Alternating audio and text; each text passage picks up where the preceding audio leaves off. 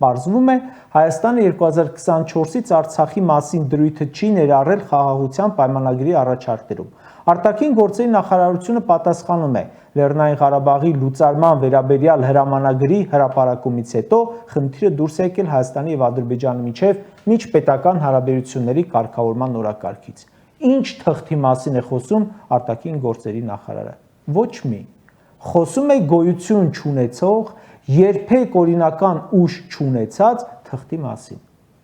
Սամվել Շահրամանյանի հրապարակած թուղթը չի անցել որևէ օրինական ընթացակարգով եւ չունի որևէ ուժ ու անհնար է չի կարող նախագահը ստորագրել պետության լուծարման մասին թուղթ։